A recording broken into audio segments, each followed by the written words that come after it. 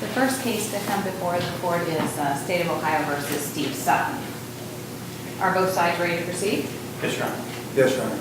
All right, I will indicate to both of you that you have 15 minutes each to present your arguments, and the appellant may reserve up to 5 minutes for rebuttal. And if you want to approach the podium, we're ready to proceed. Thank you, Your Honors. I would like to thank the court for its time today to hear this case. To start, I'd like to just ponder the question, if a tree falls in the woods, does it make a sound? Of course, we can assume that it makes a sound, but assumptions in criminal court are very dangerous, and it is my position that assumptions were made in this case on testimony that should not have been admitted, based on in my brief, I did. I have to apologize. This is new to me. I don't hold a law degree. It's very nervous. You're fine. Just keep calm. You know, as I mentioned in my brief, the 802 Federal Rule of Evidence, lack of personal knowledge. The state claims of a criminal offense of disorderly conduct against Eric C., I believe it's Calabreth in this case, who was not present during the incident, and it is my position that his testimony was hearsay testimony that should not have been admitted at trial. I also contend that in the course of the trial, evidence was not completely examined by the presiding judge on this case. Hopefully, Your Honors have had the opportunity to look at the evidence that was submitted with my brief. Based on that dash cam video, it was clearly stated by the first responding officer to the officer that actually wrote the ticket that namely the defendant myself, was very careful with his words and used words such as I oughta, I feel like, I want to. And the second party of involved on the opposite side of the case, alleged victim, did clearly state that he was not personally threatened by said defendant. I believe also it was wrong for the court to allow the officer to testify through examination of prior cases. There's a lot of cases that have been heard in this state on hearsay evidence. Your Honor, police officers' testimony is not allowed to be admitted into evidence on the assumptions of people's thoughts, feelings, and beliefs, and also police reports are not supposed to be evidence to be submitted at a trial either. Mr. Sutton, yes? I'll stop you for just a moment. Yes, ma'am. You said earlier that the trial judge did not completely examine the evidence that you submitted. Would you explain why you believe that was the case? Near the end of the trial, Your Honor, I had asked Your Honor to examine the police cam dash video, and Your Honor only looked at about 2 minutes of, I think it was like a 15-minute video. I wanted to present to him the evidence of the alleged victim stating that I did not threaten him out of his own words of his mouth, and the officer also telling the second responding officer that he had also been told by the alleged victim that I did not threaten him, that I used words such as I feel like I want to, which were words of feeling, not of threat. And is it your position, and will the transcript bear this out, that at the conclusion of the evidence that the trial judge ruled from the bench, or did the trial court take the matter into under advisement before ruling? He ruled straight from the bench that day, Your Honor. Okay. And was the video tape that you make reference to provided to the court during pretrial, or was this the first time that the trial judge ever saw the video? It was provided to the court before pretrial. It was their evidence, Your Honor. Okay, and so you're assuming that the court never reviewed the entire video, right? I state that the court did not look at it during the trial when requested to. Okay, I understand. How do you know the court did not look at the video? I was personally there in the courtroom when he examined it on a laptop computer. So it was played in the court? It was played in the courtroom just before his ruling, Your Honor. So your complaint is he didn't look at the entire video? Yes, Your Honor. How long was it? It was about a 15-minute video, give or take maybe a few moments. And how much of that time was relevant to the circumstances bringing you to court? I'd say roughly maybe the first 10 minutes after the second officer responded. Okay. We'll take a look at it. Thank you. Okay. I wondered if it was a 10-second portion or a substantial. Yes, Your Honor. Furthermore, Your Honors, I did mention in my brief the ex parte communication between Judge McLevain and the former prosecutor, Paige Chirac. This is in the audio transcripts that I did provide in my brief that are also straight from the court. I had missed my first trial date. It was absent-minded error, and I did post my bond, and we went on with the case from there.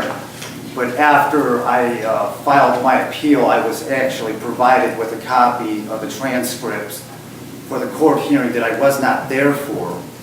And after the judge ordered the issuance of a warrant for my arrest, they never turned off the recording device, and Judge McLevain asked the prosecutor why these people were in the courtroom over a disorderly conduct, and they discussed very pertinent information and facts of the case in open court without me present, as they knew very well I was a pro se defendant. He told them that this is the lawyer for Time Warner. They're here because he said he's going to sue Time Warner. This is the technician. They completely had the trial without me there. And I did make a motion before and during trial for the judge to recuse himself based on my feeling of bias from the judge, which was denied. And I would humbly ask this court to remand this case back down to a lower court with clear instructions on admissibility of testimony from the witnesses that the state used in the first trial, and that the judge recuse himself from presiding over any new trials that would be had. And I thank Your Honors, and if I have any questions, I'd be happy to answer them. Evidently not, but you do have a few minutes if you'd like to reserve that for rebuttal after the other side. Yes, I would, Your Honor. That's fine, thank you. Thank you.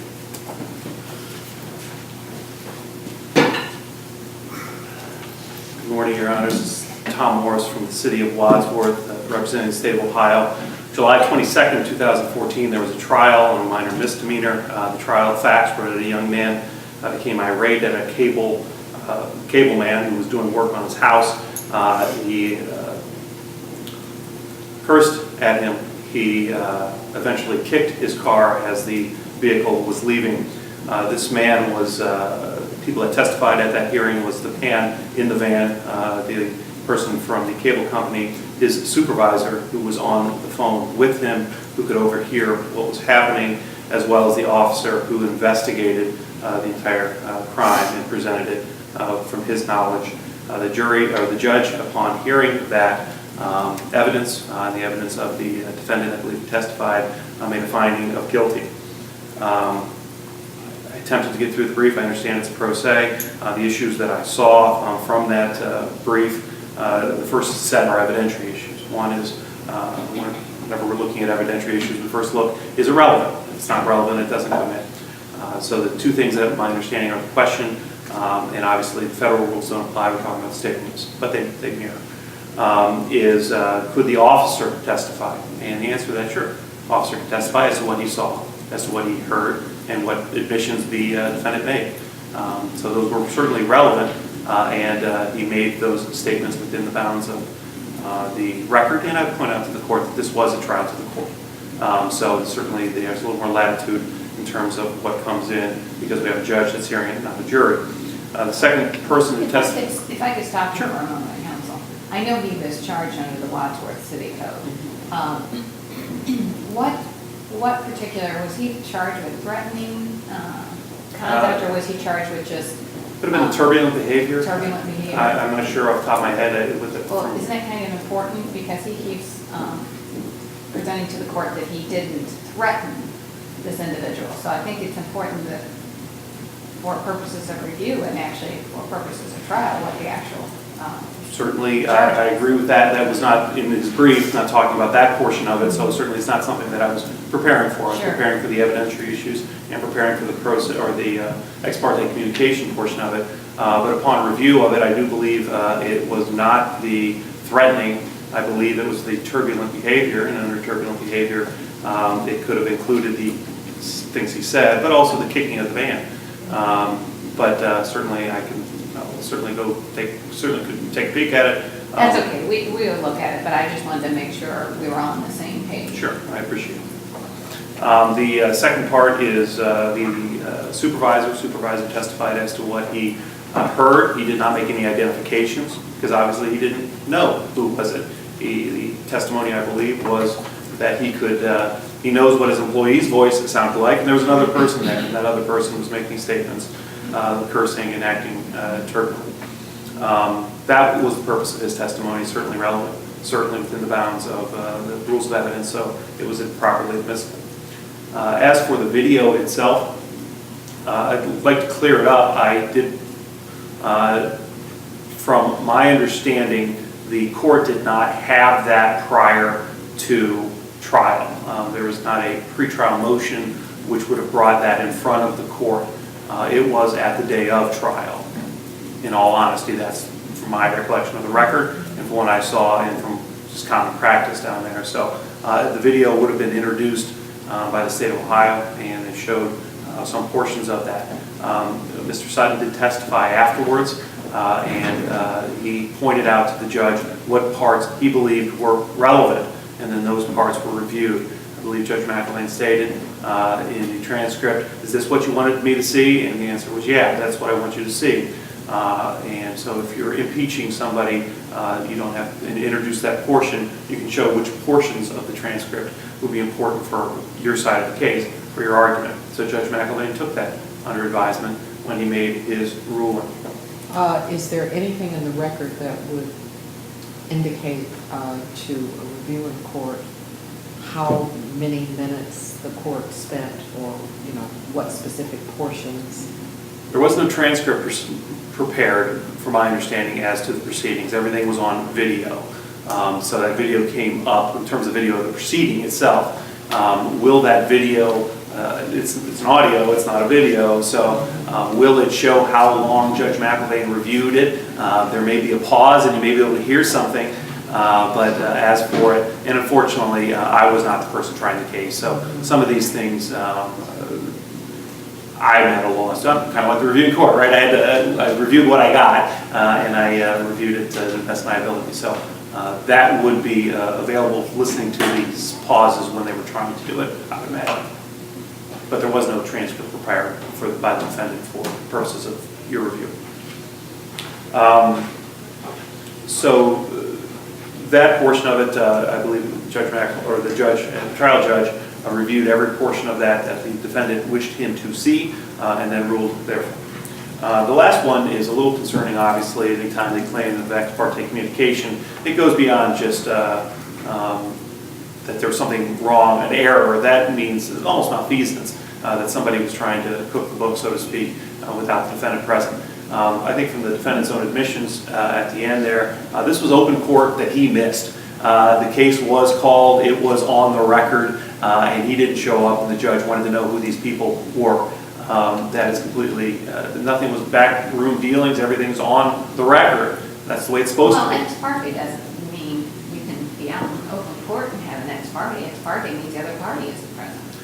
Right, but if the defendant doesn't show up, certainly housekeeping, I think that goes beyond just ex parte communication, talking about the case. Hey, why do you think this happened? Or what's going on with this other part of this case? As opposed to, these are the people that are out here, and I'm telling you, the defendant didn't show up. Certainly, these happen every day, every municipal court where people don't show up. Call in this case, did they contact your office? No. That's, I don't believe, what we're talking about when we're talking about Well, ex parte he's communication. claiming, now, do we have that in the record as well? Whatever the record obviously is presented by the defendant, I would assume that that would have been put in there. I do not Okay, know. but I didn't know if you had listened to the I had not record. listened to that, and I was not Okay, there. well, because he's alleging that there was more than just saying, no, it's a Time Warner representative. He's threatened to sue Time Warner, this is what's, going on to try to, in other words, give a different slant of the case to the court. I heard him say that as So well. what is your response to that? If that were on the record, if we review it and that's on the record, that's more than housekeeping, isn't it? I think when we're talking about ex parte communications, the housekeeping is clearly not. And then certainly talking about the nuts and bolts of the case, the essential elements of the case certainly is. Okay, now we're somewhere in between those two. We've got why is somebody in my courtroom, and I think there can be conversation that those are the witnesses for this case. The part about being sued, I don't know what context those were in. I didn't listen to that part. And it wasn't, well, anyway. But I don't. What would have, making a comment to the court about the defendant threatening to sue Time Warner have anything to do with housekeeping? I don't believe it has anything to do with housekeeping. I also don't believe it has anything to do with the case, the underlying case, which is the, okay, we've got the spirit and the letter of the law, right? The spirit of the law is we don't want people preventing fair trials, and we don't want people preventing fair trials by going into the back room and talking to the judge about these issues, about, this guy's a bad guy because of X, Y, and Z, and kind of slanting them.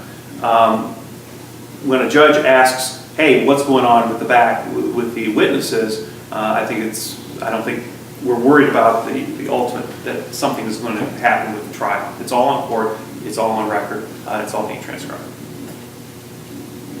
Thank you. So those are the three issues that I saw from reviewing his brief. If there's no other questions, then I will have a seat. Thank you. Mr. Sutton, you have 5 minutes if you would like to present it. Thank you, Your Honors. I'd first like to elaborate on Judge Carr's question on the turbulent behavior and what